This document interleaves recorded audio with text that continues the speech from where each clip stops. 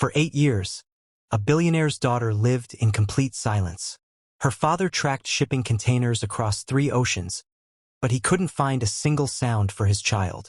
The most expensive doctors on Earth examined her. Specialists from Tokyo, Berlin, Switzerland. Neuralink prototypes. Millions spent. Nothing worked. Then, on a Tuesday afternoon, a poor black boy with no medical degree sat down on the grass next to her and felt something the experts never looked for. In less than 90 seconds, he pulled out a microscopic device that gave her back her hearing. But what that boy pulled out of her ear, that's when the nightmare started. Because Maya Wade wasn't deaf. She was silenced. And the person who did it wasn't some stranger. It was family. Before we continue, subscribe right now and comment where you're watching from, because when you find out who put that device in an 8-year-old's head and why, you'll never look at corporate power the same way again. Let me take you back to the day Callum Wade's world stopped making sound. The private hospital suite was quiet. Too quiet. State-of-the-art monitors glowed softly. The best obstetric team in the country moved with precision. Everything was controlled. Everything was planned. Then the baby arrived. No cry. Callum's wife, Elena, reached out with shaking hands. The doctor held the newborn under the heat lamp, rubbing her back, waiting for that first wail. The baby's chest rose and fell. Her eyes blinked at the overhead lights, but her mouth stayed closed. Why isn't she crying? Elena's voice cracked. A nurse leaned down, snapping her fingers next to the baby's ear. Nothing. She clapped once, sharp and loud. The baby didn't flinch. The head pediatrician's expression changed. We need to run some tests. Callum Wade had built a logistics empire worth $3.2 billion. He'd negotiated with foreign governments.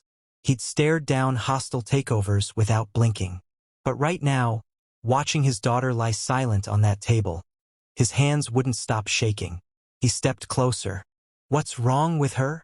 The doctor didn't meet his eyes. Mr. Wade, your daughter isn't responding to auditory stimuli.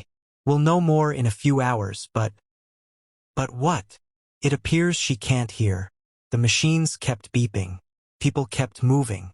But for Callum Wade, every sound in that room suddenly felt like a knife. Because he knew, even then, standing in that $15,000 per night hospital suite, that all his money, all his power, all his control meant absolutely nothing if he couldn't give his daughter the one thing every parent takes for granted. The sound of his voice saying, "I love you."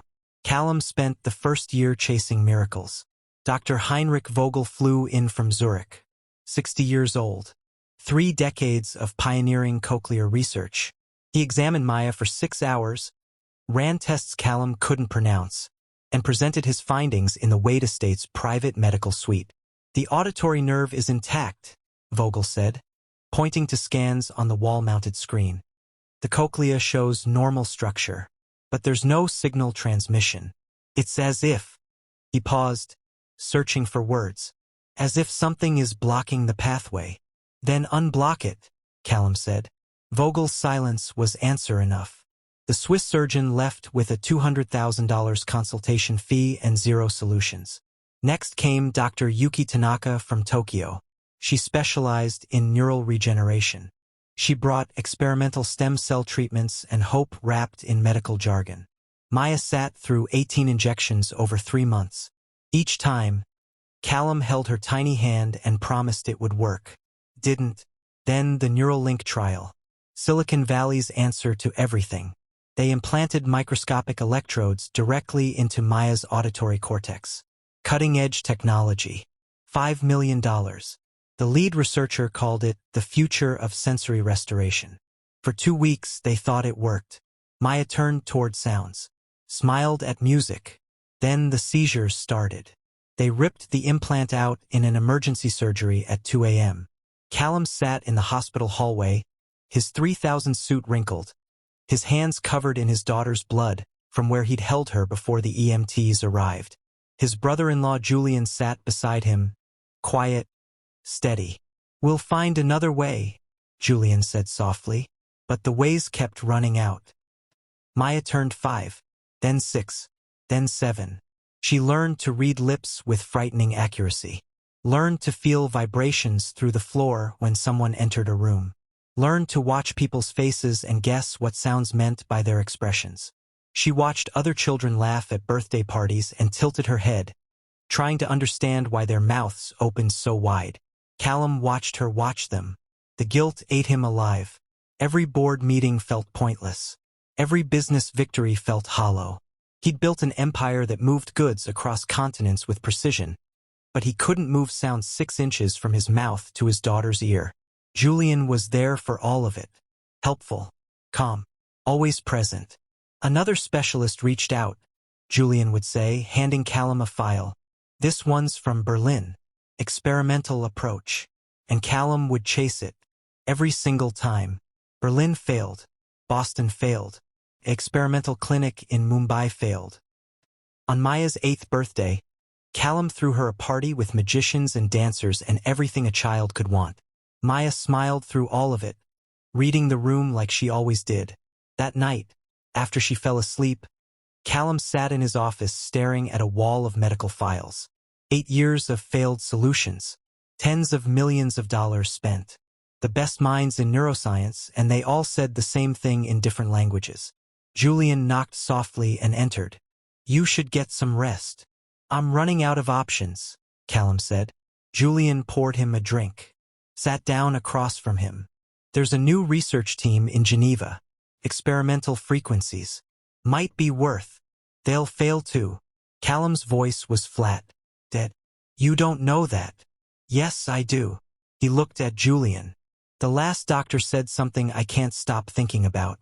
He said it's like the sound is being intercepted. Not blocked. Intercepted. Julian's face didn't change. What does that even mean? I don't know. Callum rubbed his face. But I'm starting to think. Maybe she'll never hear my voice. Maybe I need to accept that. Julian stood, put a hand on Callum's shoulder. Don't give up yet. But Callum already had. He just didn't know that in 3 weeks. A 7-year-old boy sitting in a park would prove that giving up was the biggest mistake of his life.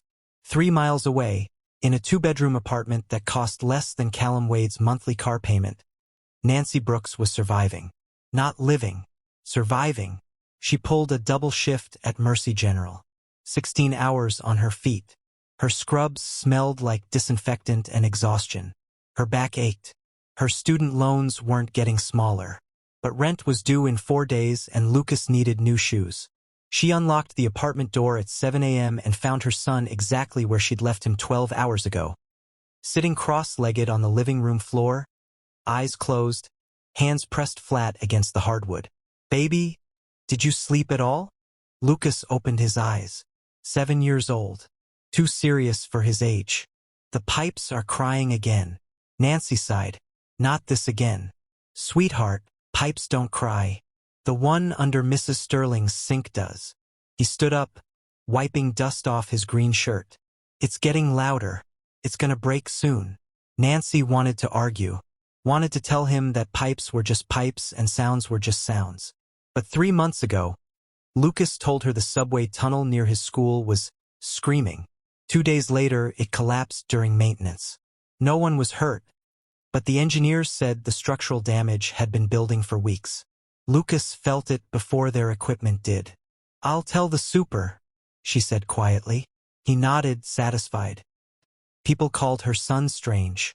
Teachers said he was distracted. Other kids said he was weird. At parent-teacher conferences, they used words like sensory processing issues and spectrum evaluation. But Nancy knew the truth. Lucas didn't have a disorder. He had a gift. He felt the world differently. Vibrations weren't just physical to him. They were emotional. Alive. He'd tell her when storms were coming 20 miles out because he felt the air getting heavy. He'd walk past construction sites and stop, tilting his head, saying things like, that building's foundation is sad. He was never wrong. Terrified her. Not because he was strange, but because the world didn't have space for boys like him. Black boys who saw too much, felt too much. Boys the system would label and medicate and try to fix. So she protected him, kept him close, taught him to be careful about what he said out loud. Mom, Lucas was staring at her now, his head tilted. You're tired. I'm always tired, baby. No, you're scared tired. That's different. Nancy's throat tightened. 7 years old, and he could read her like a book. I'm fine. You hungry? That afternoon, after she'd slept 3 hours and woken up to bills she couldn't pay, Nancy decided they both needed air. Let's go to the park, she said. Lucas's face lit up. He loved the park. Not for the swings or slides, for the grass. He said the earth sang differently there. They walked 4 blocks in the late spring heat. Nancy carried her purse and her worries. Lucas walked ahead, his fingers trailing along metal fences, listening to sounds she couldn't hear. They reached Riverside Park. Families were scattered across the lawn. Kids played. Dogs ran. Normal people living normal lives. Lucas stepped onto the grass and stopped, completely still. His eyes went wide. His head turned slowly toward the north side of the park, where expensive cars lined the street. Mom! His voice was barely a whisper. Nancy's instincts flared. What's wrong? Lucas took 3 steps forward, then stopped again. His hands were shaking. Mom! Something's humming. What do you mean humming? He pointed toward a little girl in a yellow dress sitting alone on the grass near the sidewalk. She was maybe 8. Pretty. Quiet. Her, Lucas whispered. She's humming. But it's wrong. Nancy followed his gaze. The girl looked perfectly fine. Just sitting. Waiting. But Lucas was already walking toward her. His face pale. His hands reaching out like he was following a signal only he could feel. And Nancy, who'd learned to trust her son's strange gift, felt her stomach drop.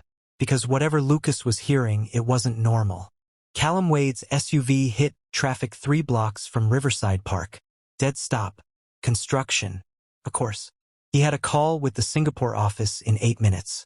Maya was in the back seat, staring out the window at nothing. At everything. Her world without sound. Stay here, Callum said, knowing she couldn't hear him. He touched her shoulder, pointed to himself, then to his phone. She nodded. She always understood. He stepped out onto the sidewalk, phone already to his ear. Jenkins, I don't care what the Port Authority says. His voice was sharp, impatient, back in control. Maya watched her father pace. Then she looked past him toward the park. Green grass, dandelions. She opened her door and slipped out before Callum noticed.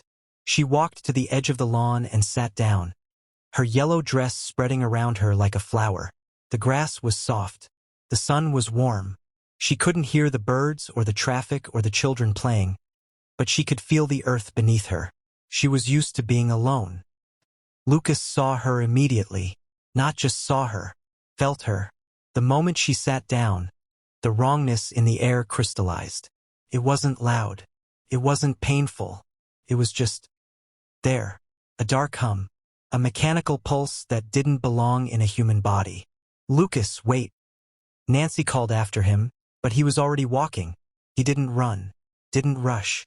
He just moved toward the girl in yellow like he was being pulled by something invisible. She looked up as he approached. Her eyes were curious, cautious. Lucas stopped 3 feet away. Hi! She didn't respond, just watched his mouth. He sat down slowly, crossing his legs. You can't hear me, can you? She shook her head. Lucas tilted his own head, listening. Not with his ears, with something deeper. You're not supposed to be quiet. Maya's brow furrowed. She pointed to her ear, shook her head again. The universal gesture. I'm deaf. But Lucas didn't believe it. No, he said softly. You're humming. He leaned closer, his eyes fixed on the small, skin-colored patch behind her right ear. Everyone probably thought it was a hearing aid. Or a scar. But Lucas felt the vibration coming from it. Mechanical. Deliberate. Wrong. Something's biting you, he whispered. Maya didn't understand. But she didn't move away either. There was something about this boy. Something calm. Safe. Lucas reached out slowly. His small brown fingers hovered near the patch behind her ear. He didn't touch her skin. Not yet. He just felt the air around it. And then he felt it. Sharp. metallic, alive. His eyes widened. "Mom!" he called back, his voice shaking. "Mom!" There's something in her. Nancy was already moving toward them, her nurse instincts kicking in.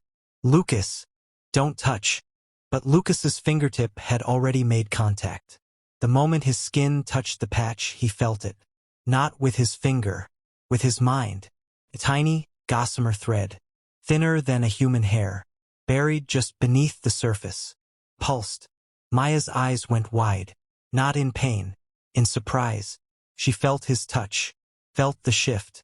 Lucas pinched the edge of the patch with his thumb and forefinger. The adhesive gave way easily. Underneath, he saw it.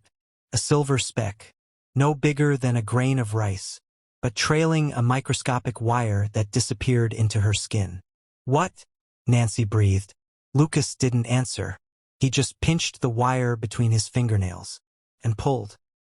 Across the park, Callum Wade looked up from his phone call. He saw a boy he didn't know leaning over his daughter, touching her. His entire body went cold, then burning hot. "Maya!" He dropped his phone. It shattered on the concrete, and Callum Wade began to run. Callum's legs moved before his brain could catch up. 43 years old. Haven't run in a decade. Didn't matter. His daughter. A stranger's hands on his daughter. "Get away from her!" His voice tore through the park like a gunshot. Heads turned. Conversations stopped. A jogger froze mid-stride. Callum's dress shoes pounded against the concrete path. His tie flew over his shoulder. His suit jacket flapped open. He didn't care. Didn't think. Every failed surgery, every specialist who'd touched Maya with cold hands, every moment of helplessness condensed into pure, animal rage. This boy, whoever he was, had his hands on his child. "Maya!" She couldn't hear him. She never could. Nancy saw him coming. Saw the fury in his face, the expensive suit, the rage of a powerful man who thought his daughter was in danger. "Lucas!" She lunged forward. "Lucas, move!" But Lucas didn't move. His fingers were pinched around something impossibly thin. His face was locked in concentration. The silver thread was sliding out, centimeter by centimeter, and he couldn't stop now. Wouldn't stop. "Lucas, run!" Nancy's voice cracked. Parents were pulling their kids away. Someone shouted, "Call 911." A woman grabbed her phone. Callum was 20 feet away, then 10.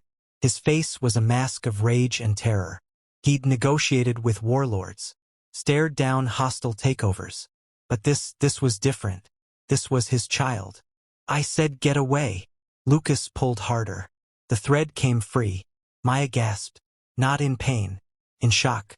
Sound hit her like a physical wave.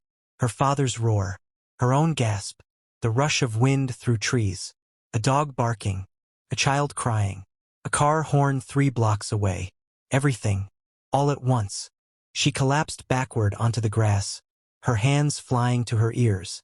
Her mouth opened in a silent scream that became a real one. Callum skidded to a stop so fast he nearly fell. His hands reached out to grab Lucas, to throw him aside, to destroy whoever had hurt his daughter. But he froze, because Maya wasn't screaming in pain. She was screaming in wonder. Her hands covered her ears, but her eyes were wide with something Callum had never seen before. Recognition, understanding. She was hearing. Lucas sat perfectly still, his small hand outstretched. In his palm lay a microscopic silver device, no larger than a grain of rice, trailing a gossamer-thin wire that caught the sunlight. Nancy reached them, breathless, and pulled Lucas back hard. "I'm so sorry, he didn't mean, sir. I'm so sorry." But Callum wasn't listening. He dropped to his knees in front of Maya, his hands shaking. "Maya? Maya, can you? Daddy." The word was broken, unpracticed, the voice of someone who'd never heard her own speech. But it was there. Callum's chest cracked open. "Oh my God!" Maya's hands slowly lowered from her ears. Tears streamed down her face. "Daddy, I can hear you." 8 years.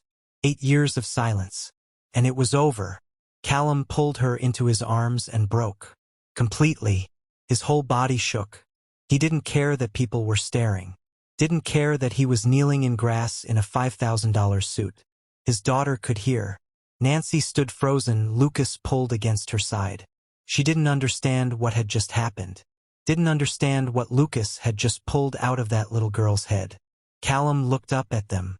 His face was wet. His eyes were red. But when he looked at Lucas, there was no more rage. Only one question. What the hell was that? Lucas opened his hand. The device pulsed with a faint blue light. It was biting her, Lucas said quietly. It's still alive. Maya's world had been underwater for 8 years. Muffled, distant, observed through glass. Now the glass shattered. Sound didn't trickle in. It flooded. Her father's breathing, ragged, desperate, close. The rustle of his shirt as he moved. The grass beneath her shifting. A bird she couldn't name singing a song she'd never known existed. Wind moving through leaves like whispers. A car door slamming 2 streets over. A child laughing. A dog's collar jingling. Everything. She couldn't process it. Couldn't organize it. 8 years of silence, and suddenly the world was screaming at her in 1,000 different voices. She collapsed onto her back, hands pressed over her ears, trying to stop the flood. But it wouldn't stop. It was beautiful. It was terrifying. It was too much. And then she heard the most important sound of all. Maya? Maya? Can you? Her father's voice. Not the idea of it. Not the shape of his mouth forming her name. The actual sound. Deep, shaking, breaking apart with emotion she could finally hear. She lowered her hands slowly, looked up at him through tears. Daddy! The word felt strange in her mouth. She'd said it before, copied the mouth movements, but she'd never heard herself say it. Never knew if she was doing it right. Now she knew. Callum Wade, who'd stood unmoved through hostile boardroom battles, crumbled. Oh my God! His voice cracked completely. Oh my God, Maya! She sat up, trembling. Daddy, I can hear you. He pulled her against his chest so hard she gasped. His whole body shook. He was crying. She could hear him crying. The sound of his breath hitching. The sound of his heart pounding against her ear. I love you, he whispered into her hair. Can you hear me? I love you. I love you. I love you. I hear you. She was sobbing now too. I hear you, Daddy. Time stopped. The park was frozen. Parents stood motionless. Children stared. Even the wind seemed to pause. Nancy held Lucas against her side, her hand trembling on his shoulder. She'd seen miracles before. Premature babies surviving impossible odds, patients waking from comas. But this was something else. Lucas stood perfectly still, his small hand still outstretched. In his palm lay the device. It was smaller than anyone expected, tinier than a pill. But under the afternoon sun, it pulsed. A faint blue light emanating from its core. Rhythmic. Alive. Callum finally looked up. His face was destroyed red, wet, raw. But his eyes were sharp, focused. He stared at the thing in Lucas's hand. What? His voice was hoarse. What is that? Lucas didn't answer immediately. He was still listening to it, feeling it. The hum was quieter now, separated from Maya's body. But it was still trying, still transmitting. It's a machine, Lucas said quietly. Nancy knelt beside him, her nurse's training kicking in. She pulled a tissue from her purse and carefully took the device from Lucas's hand, wrapping it without touching it directly. Sir, she said, her voice shaking. This isn't medical. This is. I know what it is. Callum's voice went cold, flat. He stood, still holding Maya. His mind was already moving, processing. A device this small. This is sophisticated. Military grade. Frequency-based. Surgically implanted without his knowledge. Someone had done this. Someone had stolen 8 years of his daughter's life. Someone had silenced her. On purpose. We need to go. Callum's voice was sharp now, commanding. Both of you, come with me. Now. Nancy hesitated. Sir, I don't think. That thing in your hand is evidence of a crime. Callum's eyes were ice. And whoever put it in my daughter might already know it's been removed. You just saved her life. Now let me save yours. Nancy looked at Lucas. Lucas looked at the wrap device. Then back at Maya, who was staring at him with wide, tear-filled eyes. Thank you, Maya whispered. Her first words to someone other than her father. Lucas smiled. Small, shy. It was biting you, he said simply. And in that moment, Nancy understood they weren't going home. Not yet. The Wade estate wasn't a home. It was a fortress. 12-foot gates. Security cameras on every angle. Biometric locks. Nancy felt every dollar of the divide between her world and this one as Callum's SUV rolled through the entrance. Lucas pressed his face to the window, but he wasn't looking at the mansion. He was listening. It's quiet here, he whispered. Too quiet. Nancy squeezed his hand. Callum carried Maya inside. She clung to him, her new world of sound overwhelming her with every step. The click of the door. The hum of air conditioning. Her own footsteps echoing on marble floors. This way, Callum led them through hallways that felt more like a museum than a home. He stopped at a heavy oak door, pressed his thumb to a scanner, and pushed it open. The room inside was dark, sophisticated. Banks of monitors lined one wall.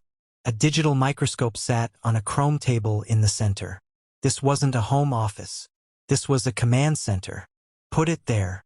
Callum pointed to the microscope stage. Nancy carefully unwrapped the tissue. The device sat in her palm, still pulsing with that faint blue light. She placed it under the lens with the precision of someone who'd handled medical equipment for years. Callum activated the monitor. The device appeared on screen, magnified 200 times.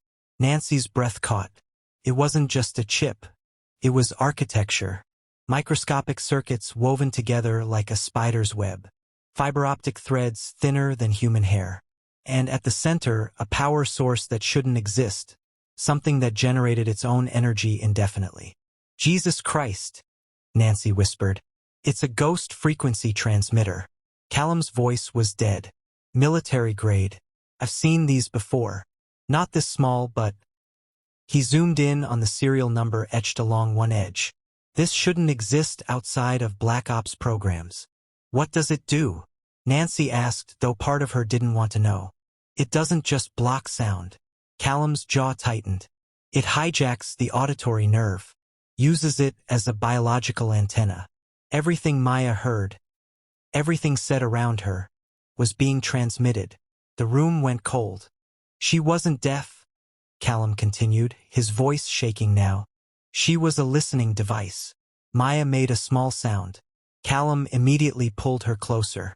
Not anymore, baby. Not anymore. Lucas stepped closer to the monitor, tilting his head. It's still trying. Trying to what? Nancy asked. To call home. Lucas pointed at the pulsing light. It's scary. As if responding to his words, the device pulsed faster. Then every monitor in the room flashed red.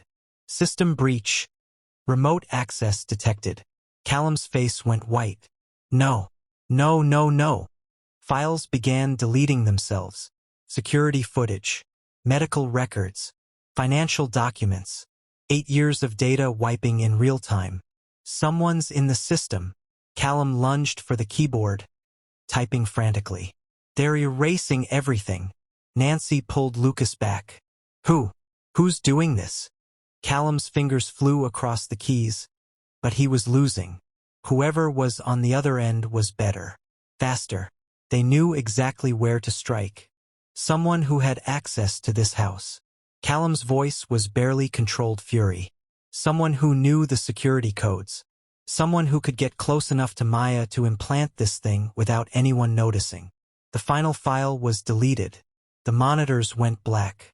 Then a single line of text appeared on the center screen. You weren't supposed to find it. Maya whimpered. Callum held her tighter, his eyes locked on those words. They're still here, Lucas said quietly. In the house. I can feel them. Nancy's blood went cold. Sir. But Callum was already moving. He pulled open a drawer, revealing a biometric safe. His thumb pressed against the scanner. The safe clicked open. Inside was a Glock 19. "Stay behind me." His voice was pure ice now. "All of you." He chambered around, the sound sharp and final in the silent room. Because Callum Wade had just realized the worst truth of all. The person who'd stolen 8 years of his daughter's life wasn't some anonymous enemy. It was someone he trusted. Someone in this house. Right now. The house had 37 rooms. Callum knew where to look. He moved through the hallways like a predator, weapon raised. Nancy and the children pressed close behind him. Maya's hand gripped his jacket so tight her knuckles were white. Every sound was sharp to her now. Her father's breathing. The soft pad of footsteps. The creak of floorboards. She was hearing her own fear. Callum stopped at the East Wing office. The door was cracked open. Light spilled into the hallway. Someone was inside. He motioned for Nancy to stay back, then pushed the door open with his shoulder. Julian stood at the desk, a laptop open in front of him, an external hard drive in his hand. He froze when he saw Callum. His face was calm. Too calm. "Callum." Julian's voice was steady, practiced. "I heard what happened at the park. Is Maya all right?" "Don't." Callum's gun stayed level. "Don't you dare say her name." Julian's expression flickered, just for a second. "I don't know what you think is happening. The device is military hardware." Callum stepped into the room.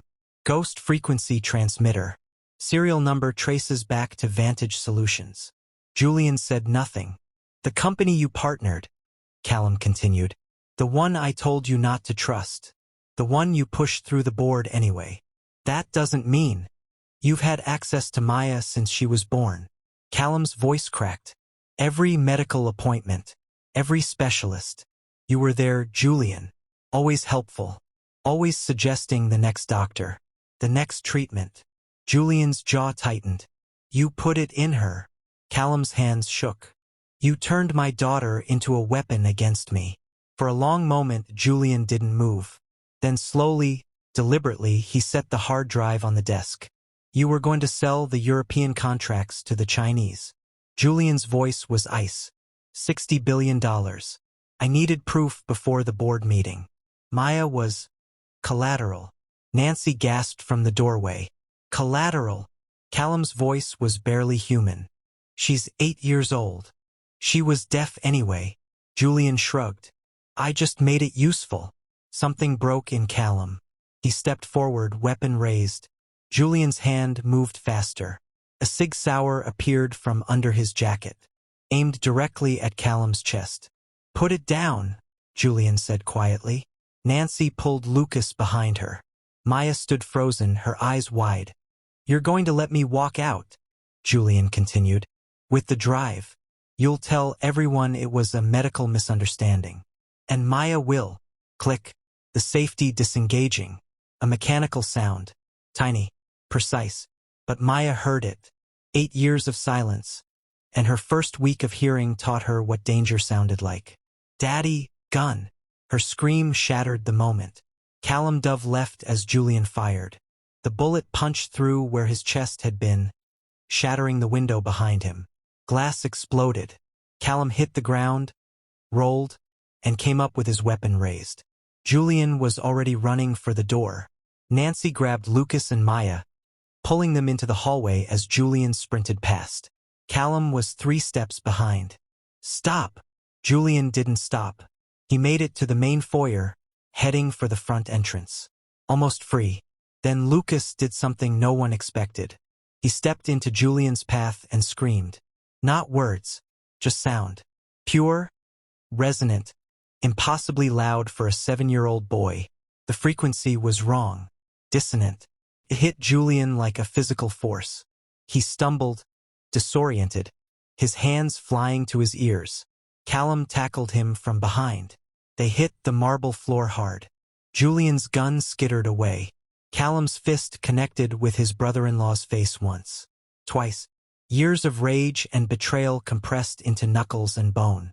8 years, Callum snarled. You stole 8 years from her. Julian spat blood. It was just business. She's my daughter. Callum hit him again, and again, and he didn't stop until Nancy's voice cut through the red haze. "Sir, the police are coming. It's over." Sirens wailed in the distance. Growing closer, Callum stood slowly, chest heaving, blood on his knuckles. Julian lay motionless on the floor, breathing but broken. Maya appeared beside her father. She stared down at Julian, the man who'd taken her hearing, her childhood, her voice. Then she spoke, clear, steady, powerful. "I can hear now." Her first full sentence to her greatest enemy. Julian closed his eyes. The silence was finally broken. Not by sound, by justice. The police came with flashing lights but quiet voices. Federal agents followed an hour later. Men in dark suits who spoke in careful language about national security and classified technology. The story would be contained, controlled, a private family matter resolved internally. Julian was taken out in handcuffs, his face blank, his eyes empty. He didn't look at Maya, didn't look at anyone. Callum watched him disappear into an unmarked sedan. 8 years of betrayal, 8 years of stolen sound, and it would all be buried under paperwork and sealed records. But Maya could hear now. That was all that mattered. 3 months later, Nancy Brooks received an offer she couldn't refuse.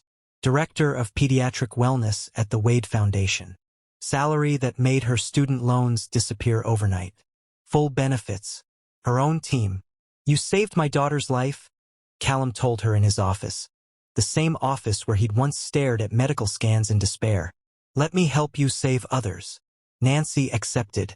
Not because of the money, because she'd seen what listening could do. Lucas received a full scholarship to the Morgan Academy for Gifted Children.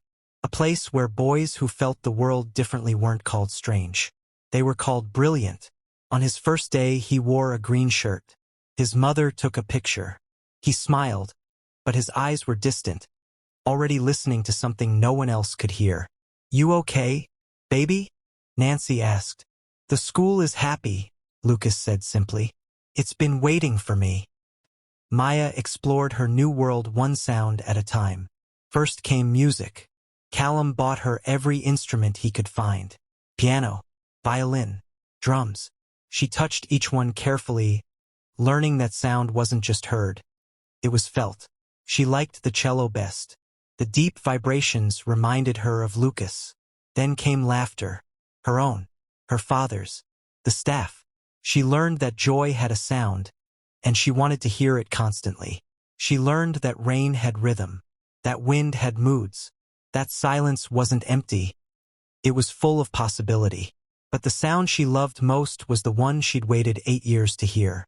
"I love you, Maya." Her father said it every day now. Sometimes twice, sometimes 10 times. She never got tired of hearing it. On a Sunday afternoon in late summer, Callum took Maya back to Riverside Park.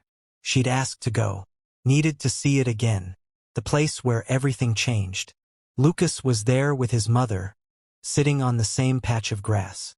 Maya ran to him. No hesitation, no fear. "Hi," she said, her voice clearer now, practiced. "Hi," Lucas replied, smiling. They sat together in the grass, and Maya reached out and took his hand. Callum stood 30 feet away, watching. Nancy stood beside him, arms crossed, a slight smile on her face.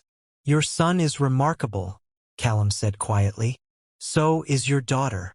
They stood in comfortable silence, two parents from different worlds brought together by something impossible. "I spent 8 years trying to fix her," Callum said. "Millions of dollars, the best doctors in the world. And I missed what was right in front of me." "You were looking at the wrong signals," Nancy said gently. Callum watched Lucas whisper something to Maya, watched her laugh. A sound he'd never heard until 3 months ago. "The most powerful signals aren't digital," Callum said, more to himself than to Nancy. Nancy nodded. "They're human." In the grass, Maya and Lucas sat side by side, listening to the world together. She heard the birds and the wind and the distant sound of traffic. He felt the earth hum beneath them, content, balanced. "Thank you," Maya whispered, "for listening when no one else did." Lucas squeezed her hand. You weren't quiet. You were just waiting for someone to hear you. And in that moment, Callum Wade understood the truth that had saved his daughter's life. A boy who listened had saved a girl the world ignored. Not with technology, not with money, not with power, but with the simple act of paying attention to what everyone else missed. The hum beneath the silence, the voice trapped in the noise, the sound of someone asking, without words, to finally be heard. If this story hit you, do 3 things right now. Subscribe. New stories like this every day. Comment where you're watching from. I read them all. Share this with someone who needs to hear it. See you in the next story.